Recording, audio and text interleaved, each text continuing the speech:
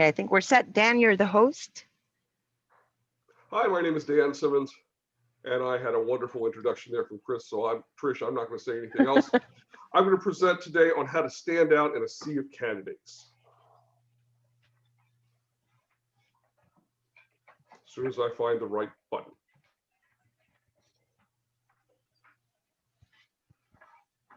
Okay, to understand this presentation, this slide will have 10 things that companies are looking for. The bullet points underneath, so there's 10 slides of what they're looking for. The bullet points underneath are how you can stand out to get a better chance of landing the job you really want.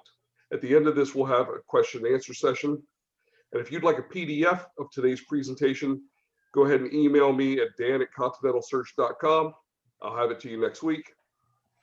And feel free to connect with me on LinkedIn. A few of you already have, and I'm backed up on at least one person I need to follow up with, and I will get to him next week. Okay, today's session is a repeat for me. I was asked to present a session on this topic for the American Meat Science Association Student Leadership Council. I did that in December, and this session is developed basically for grad students who are entering the workforce. But if you're further along in your career, focus on showing the things that you've done professionally instead of academically. What companies are looking for? They're looking for accomplishments and practical experience, internships and team players, practical research and communication skills, presentation skills and follow through, references, and that you're there for the right reasons. These are the 10 things we're going to talk about today. Accomplishments. You're being hired to get things done. Show that you get things done. Show that you've gotten things done in your life. Here are some examples of things that a lot of students have done that will show that you can accomplish things. An Eagle Scout. Maybe you were the Dairy Princess. Maybe you won a poster contest, or you were number 3 in a big poster contest. You had scholarship money. Maybe you're Mensa. I'm sure most of the people on this call, Mensa. Or you have athletic achievements. You went to Toastmasters. Or you were in leadership in your fraternity or sorority. Now, I will tell you that I've been recruiting for 29 years, and I don't care how old someone is. If they have been an Eagle Scout, I will tell them to put that on their resume. If they've been a Dairy Princess, there is not a Dairy Princess whose resume that I have seen that I have not called the next day. These are people who have accomplished things, who have certain skills and attributes. Okay? Look at what you've accomplished and talk about that. We're going to talk about Toastmasters for a moment, because the ability to communicate well with others, to make a good presentation, is not something that most people are born with. But there's a group out there that will help you, and some college campuses have their own groups of Toastmasters. I think it costs a whopping $10 to join Toastmasters. And they meet every month or so, and they will develop your stand-up presentation skills, and it will be done in a safe environment. The finest speaker I know, a couple of finest speakers I know are graduates of Toastmasters. And in that, you will come in and do a 1-minute presentation your first time on the topic of your choice, and then it will be critiqued in a very positive way. And then you do longer and longer sessions as time goes on, and you become a more accomplished speaker. So if you're having trouble with how do I stand up in front of others, or how do I build my confidence, Toastmasters is a great way to go. Another thing that companies are looking for is practical experience. They want to hire people who understand what they do, or at least understand who their customers are. Be prepared to discuss applicable part-time jobs you've had, internships you've had, family connections. If you grew up on a farm, or you grew up with your uncle running a butcher shop, or mom worked at Smithfield, or dad worked at Tyson, or practical experience from your research projects. Have these things on your resume if they're applicable. Be able to talk about them. The family connection thing. I'll give you an example. My father worked as the parts manager for car dealerships all his career. I know more about how car dealerships work than most people out there, just because Dad talked about it a lot over the dinner table. Or on the weekends, I would go in and help him set up his parts department when he got a new role. I learned about that and have some, albeit now dated, experience with that. If you've learned from things around the dinner table, or you worked at the farm down the street, or you had exposure to anywhere in the food chain that where you want to be, or something close to it, be able to talk about that. If you grew up on a farm, have that in your cover letter, on your resume. You're going to want to see practical experience. You're going to hear me talk about intern. If you're still in school and you can get one, get it. Discuss who, what, when, and how when you're in an interview. Be able to tell a 1-minute story. Yes, I did an internship with Tyson where my job was to check in on the paperwork for quality assurance. I did that last summer down in Arkansas, and my boss was so-and-so, and he's ranked #1 in Tyson for this. And what we accomplished was we were able to reduce blah, blah, blah, blah, by 4% by doing da, da, da, da, da.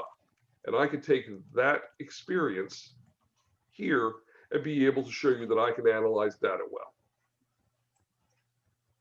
Be able to talk about what you did and why you did it.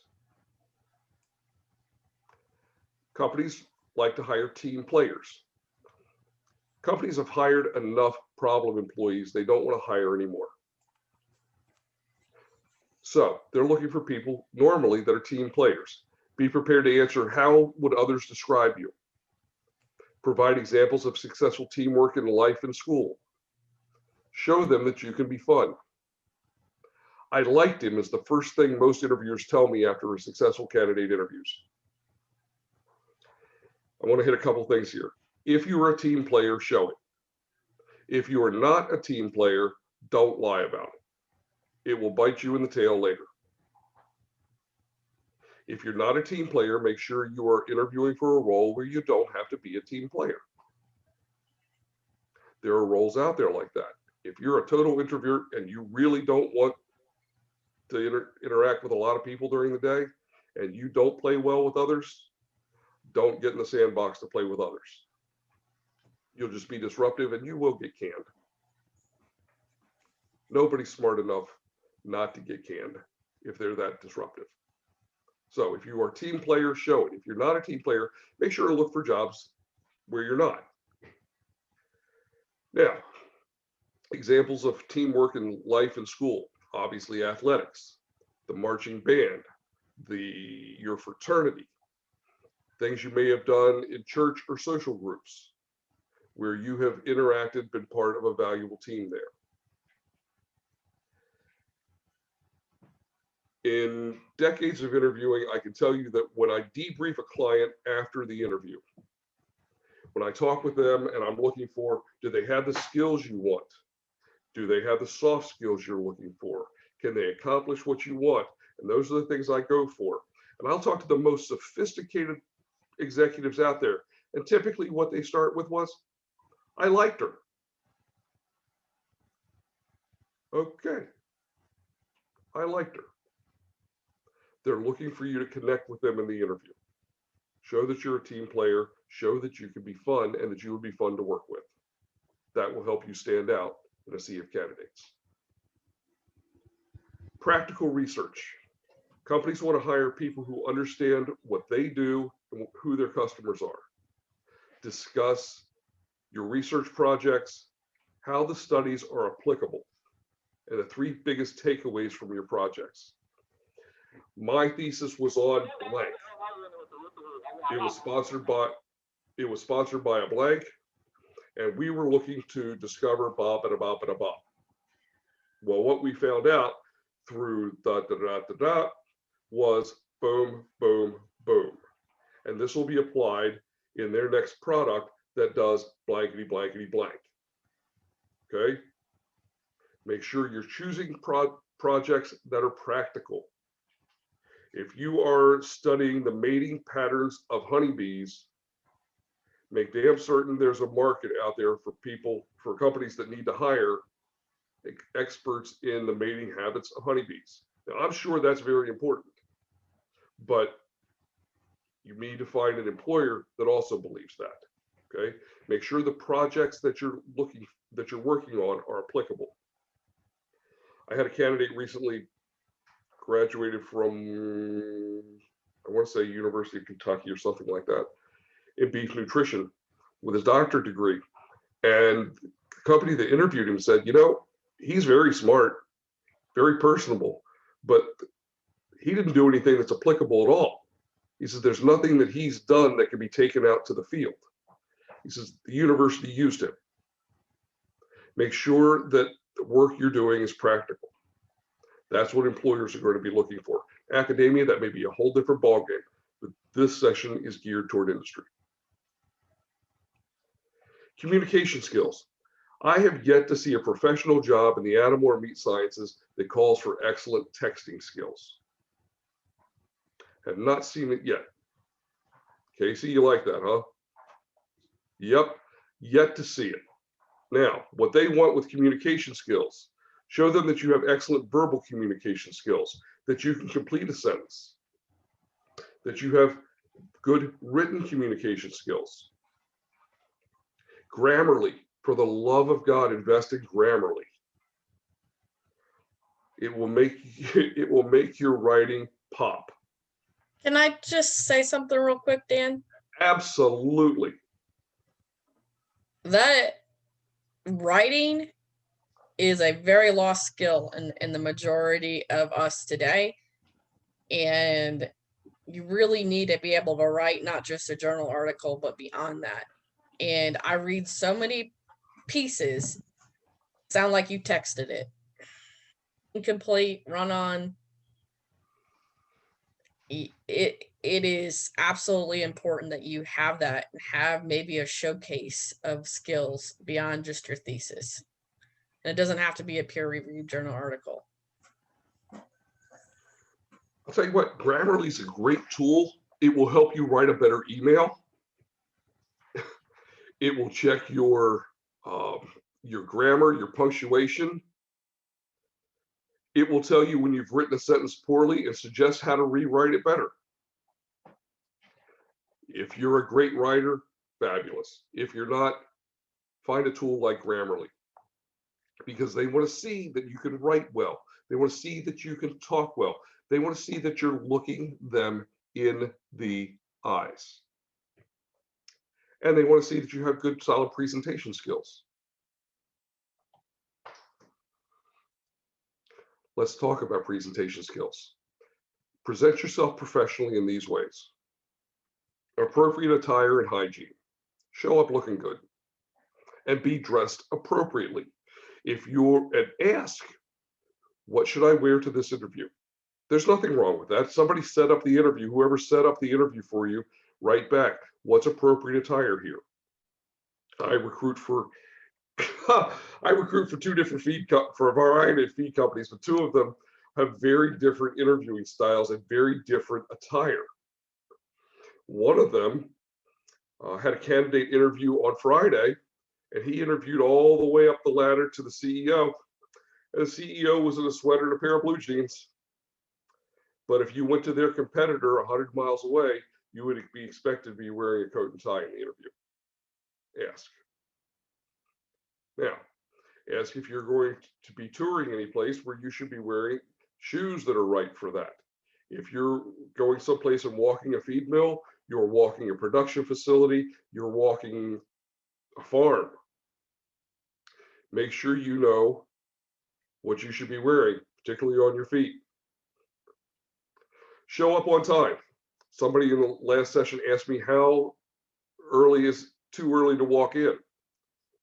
Anything before 10 minutes, that's too early. Doesn't mean you don't sit in the parking lot for 20 minutes. Another thing about presentation skills, answer questions without telling your life story. Answer the question and shut up. If they wish to know more, they'll ask.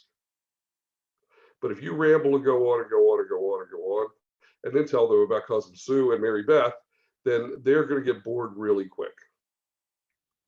One of the best nutritionists I know was interviewing with one of my clients, and he kept shooting himself in the foot through a series of interviews because he couldn't shut the hell up. He rambled on. Interviews that were supposed to take an hour were taking 2 to 2.5.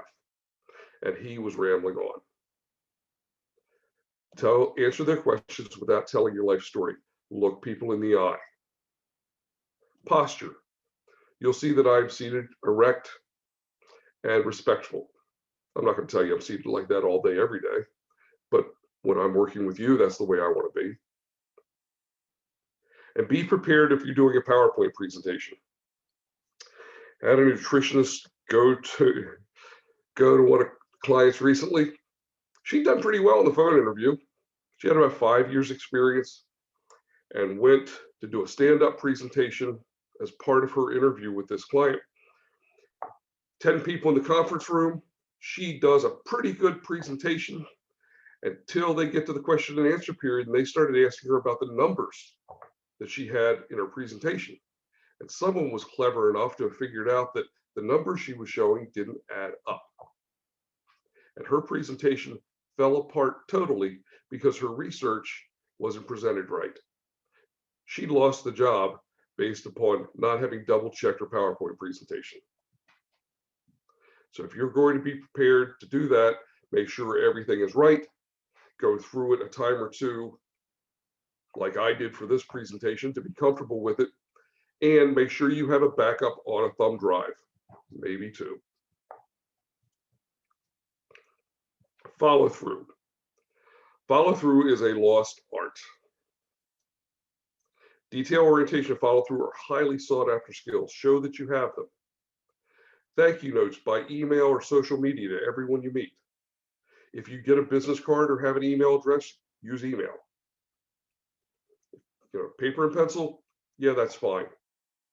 That'll be all right, but knock it out the next day with email. Connect to the people that you meet on social media, particularly LinkedIn. It shows that you care.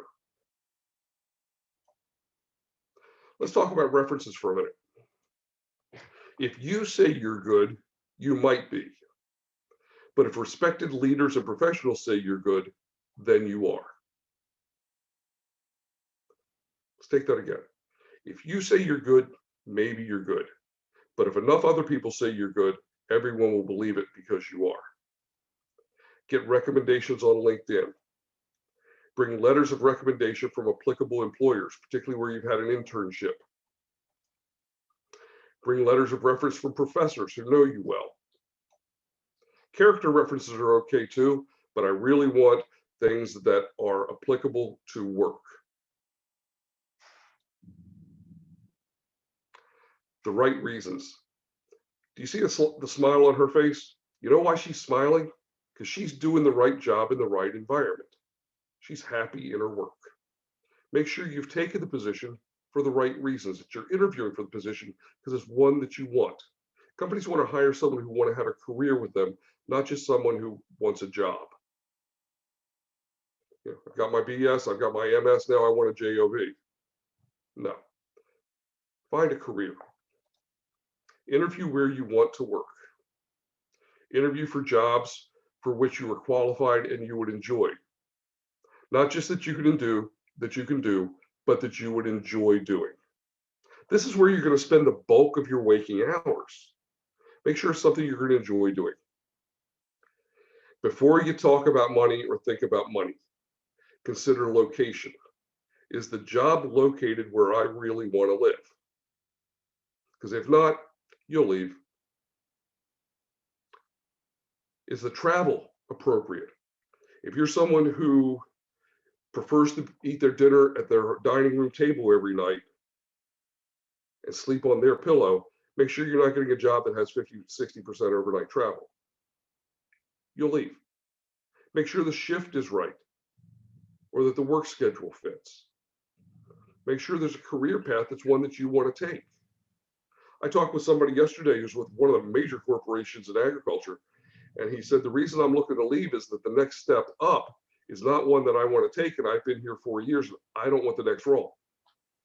Okay, he's got a good career, we can find him another position, but his employer's not going to like that fact.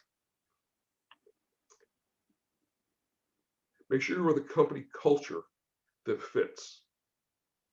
Some people are fast-paced, can adapt to change well, can communicate well with others, can think on their feet. An entrepreneurial company is probably a great place for them. Others need to have tried and true processes, need to have documentation for what they need to do, like for things to change slowly, something a little more bureaucratic, not necessarily more established, but a culture that is more firm would be right for them. Think about the company culture and how you're going to fit into that, whether you're going to be comfortable. Then think about money. Money is the easiest thing to negotiate. The mint prints money every day. There's more and more money out there. Don't worry about money as much as location, travel, shift, career path, and most importantly, culture. People get hired for what they can do, they get fired for who they are. If you're a square peg and the company's all round holes, you're not going to last. Make sure you're going to a place where you fit. Okay, let's wrap up. How to stand out when interviewing. Bring letters of recommendation. Explain why you want the job and what you've done in the past to fit. Research the potential employer and the people you meet. It's never been easier to find out about a professional. Go to LinkedIn, go to the company's website, understand who it is that you're meeting with, what they've done, what their career looks like, connect to them. Be able to discuss your practical experience and research. Look them in the eye. Show them that you can do more than text. Prepare and follow up exceptionally well. Quantify how you've prepared for this career. It's not just, hey, this is what I want to do, and blah, blah, blah, blah. No, I've done this, I've done this, I've done this to bring me here today. Practice your PowerPoint presentation in front of others and check your data. Dress appropriately and carry yourself professionally. Have great questions ready for them. Now you should have great questions ready for me. I want to follow up a little bit on some of the points you made, Dan, about practical experience. The university used this student. Laura Greiner made some very great, or had very great advice in her talk, in her group this week on interviewing jobs. She really recommended, especially with the pandemic, that you're not around your lab mates and in offices as well, to create a core group of graduate students. They don't all have to be swine nutritionists if you're a swine nutritionist, but maybe a geneticist, maybe an immunologist. Get a group and talk about the higher level stuff going on in the industry. Talk about solutions, research, understand the practical ramifications of what you're doing and how that feeds into that. Because in an interview, it will show that if you understand how to apply, even if it's a basic research trial, how to apply your work in the real world. And that kind of is a really good skill for an employer to see, that how you can take very highly scientific stuff and make it very applied. So that is a skill, but don't expect your professors to do that. A lot of professors aren't well connected in the industry. And that's kind of, my point of this group is to help you get some of those practical experiences, but you got to stop waiting for your professors or people to tell you what to do. You need to start making your networks, start talking about the industry, where you want to go. If you want to be in academia, that's fine. Get a group of people who wants to be in academia and talk about how to get there. But get your core group of people, start building your skills in a comfortable, safe environment, and you better understand what's the trends going out there. I mean, if you're in the industry today and you're working in swine, you better understand African swine fever and what's going on and how that's going to impact your role. You better understand E. coli. You look at, beef, the same thing, transportation stress. You better understand that maybe I studied cortisol, but you better understand what that means to the bottom line and really get with some groups, get with people to understand the real world. Because, I mean, that's my whole passion, is to help bring that to all of you. But you all have to take some initiative to understand that, because it's going to show up in those interviews. That's all I had just to add to that. But some Q&A, haven't seen any come across yet. Well, we've got one question actually. So when are high school accomplishments no longer appropriate to be put on a resume for a job application? Depends on how significant they are. Yeah, and how applicable they are. If you spent your summers working in a swine barn or working in a poultry barn, and you're going to work for one of those companies, leave it on there 10 years. Okay. If on the other hand, it's I was the captain of cheerleaders, get it off there after your first job. But Laura Greiner also spoke on that a little bit in her group, and she really says a lot of that high school stuff, if you're a master's level or above, is not as important. But like Dan says, if it's significant, in my cover letter, I addressed some of those practical things where I said I grew up on a farm, involved in 4-H, gave me the passion for the industry, but I didn't necessarily keep those on my resume, if that made sense, after my master's PhD. It depends on what else you've got to go with it. Mm-hmm. If you've got a 1.5-page resume and you've got white space at the bottom and you were president of FAA, okay.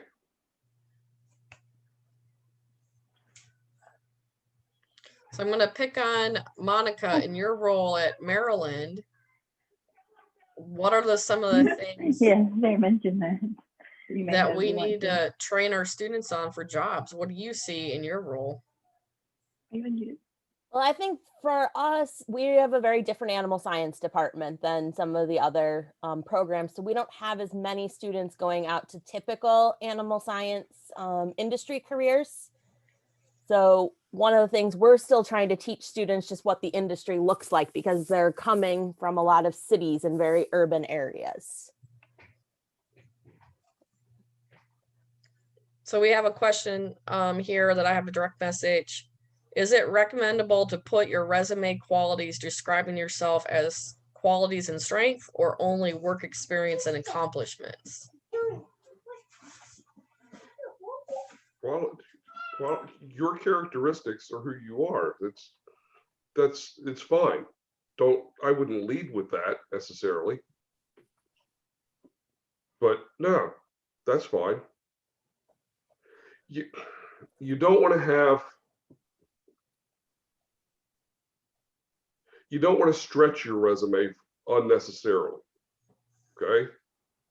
But yeah, if you want to talk about that you are highly organized, detail-oriented, analytical, with strong verbal communication skills, okay, good. But something also to think of, prove it. How many presentations have you given? Have you presented at multiple conferences? Have you served as committee chairs, leadership things? Try to prove some of that. Analytical, it should be in your skill set that I can run SAS or whatever. How many technical reports have we written, or internal research reports? A lot of things is, and this is coming from somebody in a research role, so even if you're working in a lab and you want to look more at a sales role, for instance, somebody told me to put on that I manage $500,000 in research grants and kind of write it up to make it more numbers oriented towards what people may look for. So if you and your professor got a grant for your research and it's 250 grand, and that kind of really displays that I'm analytical, detail oriented, and I'm a high achiever by the fact that I'm working on that level of a grant. So that is some of the stuff people have recommended in my past, because I can't put internal research reports on my resume because they're confidential. But what does that equate to? How much contract research did I manage? And between the roles and stuff, I was managing $500,000 to $1 million in research a year. And so those are, depending on your role, you can use that as a showing your strength and your ability to work on high level projects. So We have a question here on, should your letters of recommendation be on higher quality paper or resume paper? Don't think it matters a whole lot one way or the other. I keep it consistent with whatever my resume was. If I have my resume on high bond paper, then I would have my letters of recommendation on that too. but I think it's more important, Ty, there who you pick, right? You want some professional ones, get a variety of that, so of people that you have on there. So you're really, I think, both, you went to West Virginia and Kentucky now, so make sure you have one of each. And maybe if you have an employer of that applied work as a reference, not just pick everybody from Kentucky as being a letter of reference for you.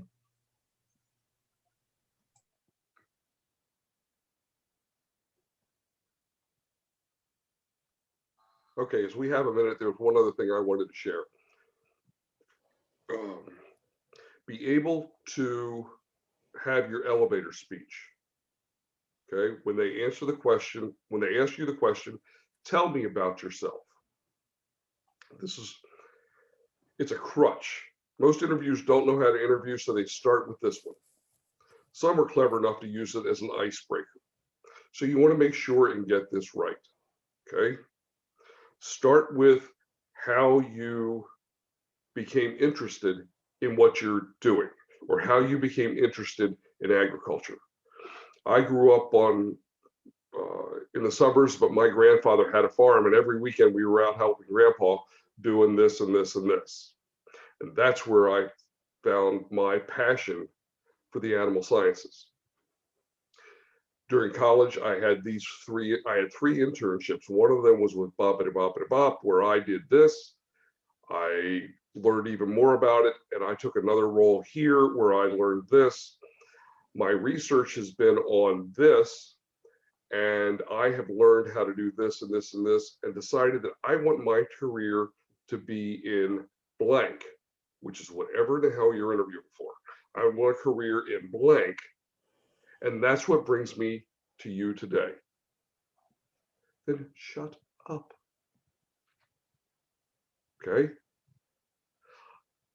I'm going to go through it again. It's a very simple formula. I found my passion for this here. I went to school here to study this, where I've done these internships or had these part-time jobs, and I've done research in this because I want to go on to a career in that. And that, it better be something that's very similar to what's going on here today. And then you say, and that's what brings me to you today. Then shut up. Another good thing I heard from a mentor, and I think it was Laura, is it's okay to have silence in the interview too. And it's okay to even take a minute to collect your thoughts of how you're going to answer. Absolutely. Absolutely. And if you think it's going to take a second, tell them, I'd like to formulate my thought. Take it and then present a good thought. But yeah, it's okay to do that. An interview is kind of like a negotiation. And sometimes you just want, he who speaks next loses. Okay? Just shut up. They've invited you in. They'll come up with questions. Now, as we have a minute, I'm going to give you some great questions to ask in an interview. Okay? That is Max, and he is my Vice President of Security. Pardon, Max. And him and Grace bark off of each other. So, Okay. Questions to ask in an interview. Okay. If I were hired into this role, what are the 3 most important things you will want me to accomplish in my first year? And then tell them how you've done similar things. Okay. What are the 3 most important things you want me to accomplish in my first year? Okay. What resources will you have available to me to be successful? What obstacles or challenges will I face? And then tell them how you've overcome those obstacles in the past. Well, you're going to have to break open a new territory because nobody's been in this territory for the last 4 years. You know, that sounds like a wonderful challenge. I love meeting new people. I'm highly assertive, and I did an internship with Monsanto where I had to go out and do bump and a bump and a bump and make farm calls and conduct a survey. Meeting new people is just fine for me. Okay. What would my career look like if I stayed with the company? If I'm successful in this role, how can my career and finances improve?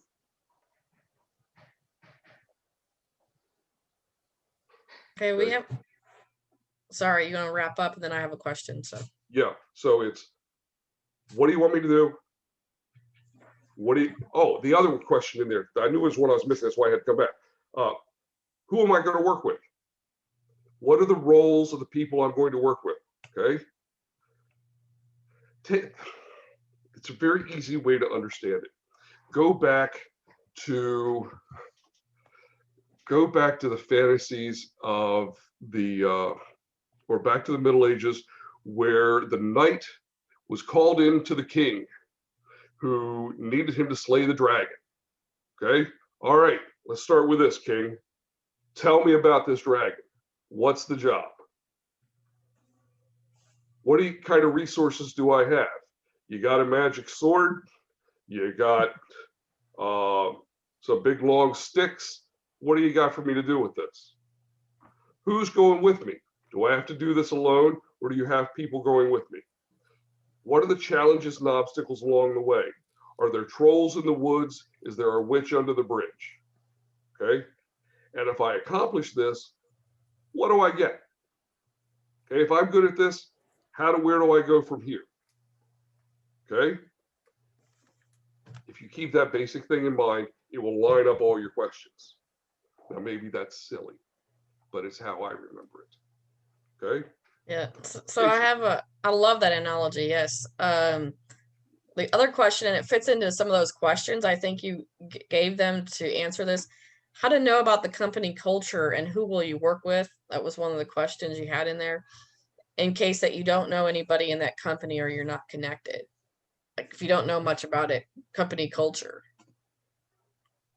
Because Vic spoke on this, that he never got to meet anybody he worked with in one of his roles, that just didn't work out. You know, it was just really odd interviews, not very personable, and, you know, flew up, you know, hindsight, lots of red flags, right, as he said. But at the moment, you know, he didn't think anything of it. He was thinking of a career advancements and stuff. Are you looking for questions to ask and how to find out? Yeah.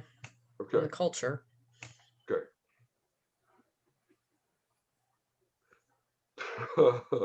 This is a good question. You'll find out whether your company actually lives by its core values. Say, can you tell me about the core values that your company has? What's important to it? Now, if the person rattles off their core values like this, you're going to find that you have a very strong culture that's probably with those values ingrained in them.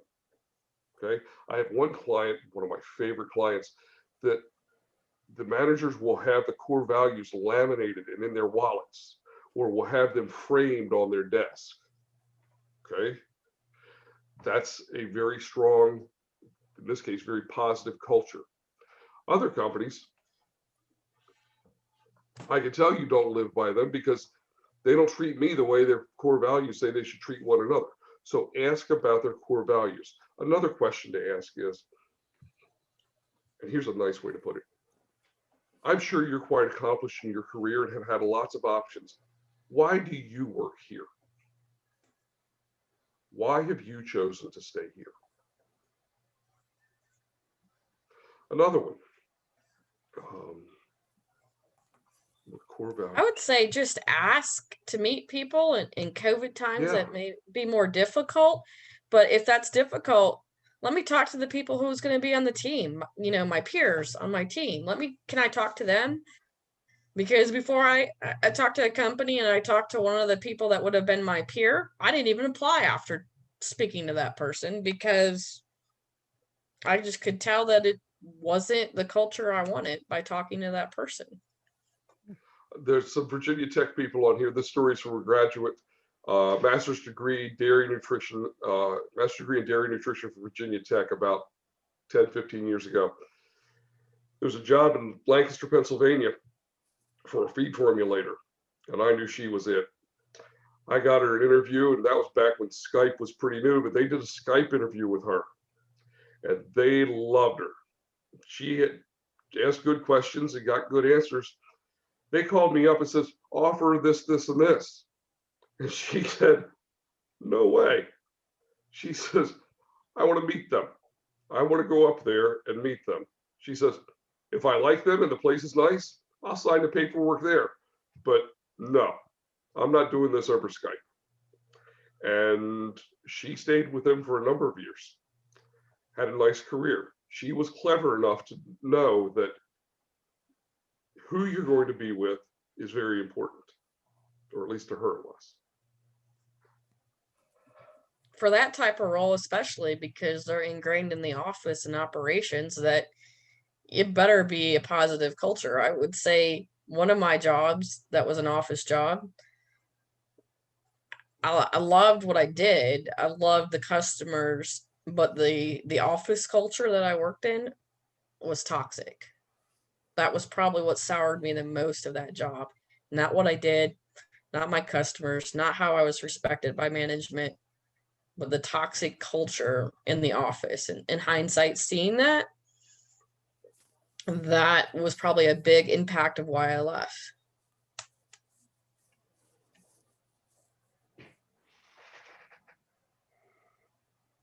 About those questions you mentioned, Dan, when is the best time to ask them? And what if during the interview they don't ask me if I have any questions? Okay, that's a great question.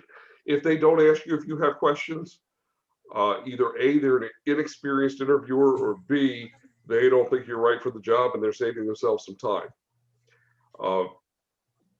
Let them manage the interview process. But before you sign the paperwork that says, yes, I'm going to come to work here, say, well, I've got a boatload of questions. Let's do this. Okay. Let them run the process. Make them want you. Once they want you, they will jump through hoops to answer your questions so that you feel comfortable, particularly if somebody along the way didn't do it. They will gladly do it when they've sent you the piece of paper with the number sign on it in 5 digits or 6 digits and a job title where you sign at the bottom. When they've sent that, they'll answer all your questions. They'll take hours to do it. Another question, is it appropriate to ask why the previous person in this role left? If it is because of toxic culture, is there a way to find out?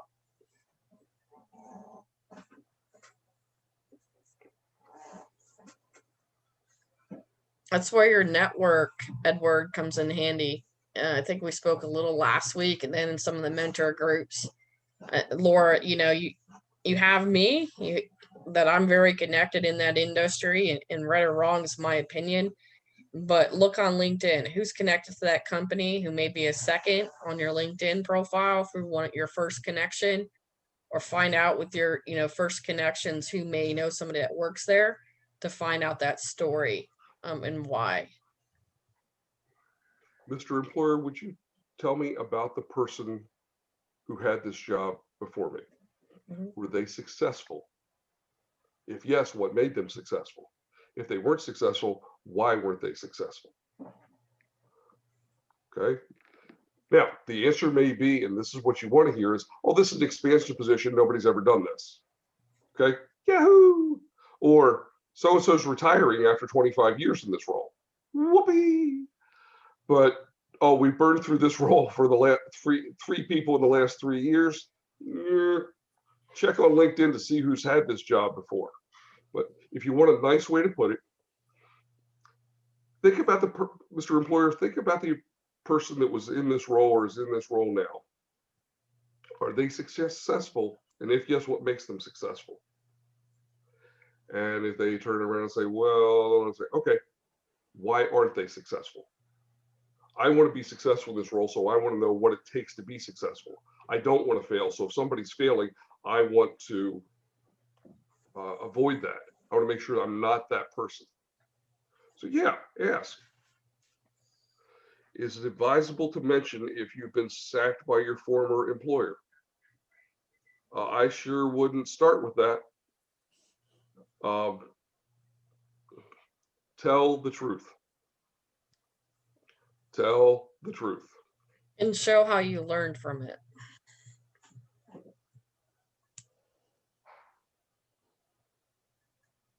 If they ask. If they don't ask, shame on them. Now, if they're about to do reference checks on you, you want to go, hey, by the way, I got canned from such and such because da da da da. You're not going to get the finest reference there. And then talk about it. Try and get references from people at that company that believe you were unfairly canned, or people that believe you were mishired for the role. I've got one client who will, I've got a couple of them, who have called me to say, you know what, we're going to fire so-and-so, help them find a new job, because it's not their fault that they're not successful here. We missed some things in the interview process, or that if we knew now, we wouldn't have offered them the job. And if they knew, they wouldn't have offered they wouldn't have taken it. It's as much our fault as it is theirs. The person that'll come along and say that, that's your reference at that company. Okay, so find all that you can. And well, I was going to say also, there is some legal things that when they, not saying this is what really happens in the real world, but legally when you can ask them if they can contact your previous employer, and you can say no a lot of times in the application. But legally, when they call your previous employer, the only thing they're really allowed to say is, did they work here and are they rehirable? And that's kind of why you select different letter. They're going to know something's up if one of your references isn't, from a previous job. A lot of times, though, it's different with a fresh grad because we know why you're looking for a job, but somebody like me switching roles, it may be secret, and I can't have them talk to anybody internally because I'm looking for a new role. So you also have to be very careful. I've heard a lot of people, and it happened to me, that somehow it got out. Somebody broke confidence and it got out, and my employer found out I was looking for another job before 2 days before I was going to give my two weeks notice. Did not end very well.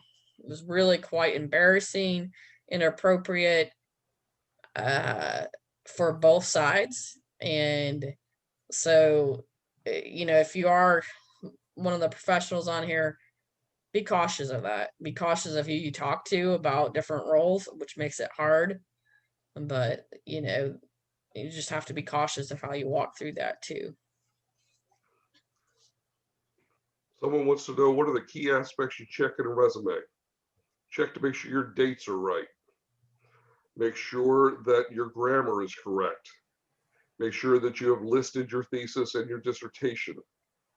Make sure any awards that you have won are out there. Make sure you have quantified and qualified your experience. Quantified and qualified your experience. Not, I do a lot of sales positions, so I'll use this example. Managed a 3-state territory for dairy nutrition. No, that's crap, okay? Developed a $1 million multi-state territory with 40 customers into a $2 million territory with 80 customers within 36 months. That's what you want to do. Quantify and qualify. Use numbers, use dates. Whenever you can, quantify and qualify. Those are the things I would most recommend. I believe we have time for 2 more questions. What is an appropriate time to ask about salary and benefits in the interview process when they're making you an offer? Don't worry about it until then, it doesn't matter. Yeah, salary and benefits, don't worry about it. You can check out the benefits on most of the company's websites. The salary, if you have to ask, you're probably interviewing with the wrong outfit, okay? But if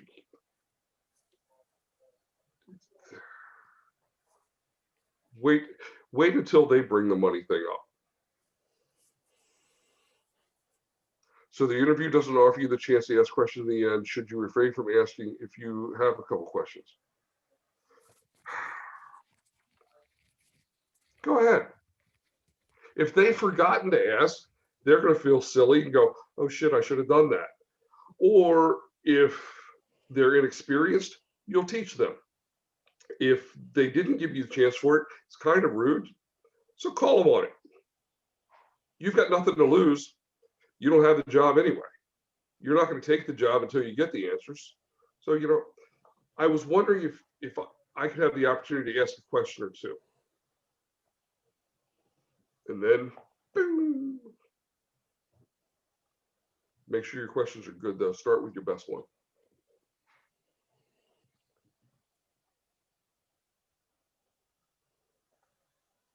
We're at 11:55, Casey. What do you think? We got one more question. If they ask you how much salary you want, what's the best way to know you're asking something good? A lot of screening HR managers ask this question on phone interviews sometimes. Dan has a nice survey to help you guys. Yeah, it's one of the things I was going to tell you. Yeah. It's one of the best pieces of. Right to me. We'll send you the salary survey, or if you're interviewing somewhere you don't know what it is, what you should ask for, contact us. We'll try and help you. Ask your peers. Sometimes ask your professors, but Nah. That's unless you're going to academia. Yeah. Ask your peers. Ask the people that have where you should be. Look at salary surveys. We have one for technical support professionals out there. We have one for sales that's out there. We do another one that wouldn't be applicable here, but we can find out about that. Salary negotiating tips. Okay, first thing, the easiest thing to negotiate is vacation. Ask for more. Yeah, that's what Vic said too. Yeah.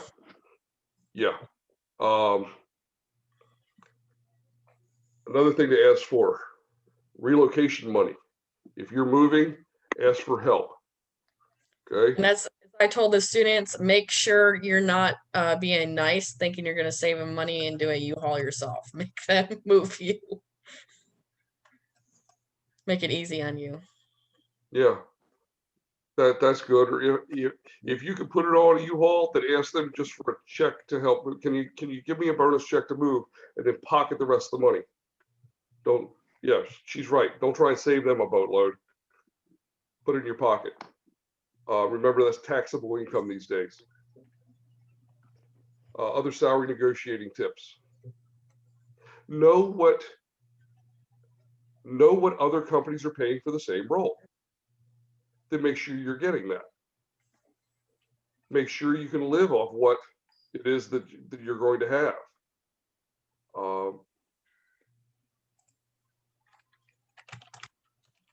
Work with a recruiter when you can. They'll negotiate for you. Other salary negotiating tips. I haven't negotiated a salary for myself. I've got one. I do have a tip. Oh, sorry. Trish, you're on. Well, since there's a lot of fresh grads out here, if you know you're worth more, because, you know, without naming any names, there are some companies out there that will try to lowball you, but you know you're worth more, be able to defend why you're worth more. Yeah, and Trish, somebody, Morgan asked, and I told her to email you if she can get that salary survey because she's going to be start looking for new jobs. Sure. But what I was going to say, especially if you're a new grad, I know there's people who are going to lowball you. And Dan and I went through this in my first role, and he really fought for me. But if it's really the stepping stone of where you want to go, or they clearly defined you come in this role, you're going to start here, but this is where you can go, right? And they've already kind of outlined what they want to do with you to grow you, but you're lacking the skills to get there. Sometimes if it's the right culture, the right place, the dream job, and it's not the right money can come if you can afford to live on what you're getting. So, as I said, sometimes those soft benefits to me, an extra vacation week is worth more than $5,000 to $10,000 in annual salary. That benefit, or you got to look at those benefits. Land O'Lakes, we were considering adopting $6,000 reimbursement for adoption fees. They had reimbursements for college education. We're talking about taxable income, but there's a lot of things that are worth a lot of money that are in those soft benefits that, so I take my AB Vista job. When I left and went to an American company, some of the soft benefits, the type of car I got to, the company car I had was the nicest car I ever drove. My expenses, my vacation time, all that was those soft benefits were far worth more than $20,000, my health insurance, things like that, than in salary. So you have to keep that in mind. It's not about that dollar amount, but it's all those other benefits. And I'm telling you, when my son was born, 10 and a half weeks premature, he cost me $500. He has over $1 million in medical costs. Never have had better health insurance than that. So when you think of that kind of stuff, you have to take all that into account than just a plain dollar. If you're $5,000 to $10,000 off.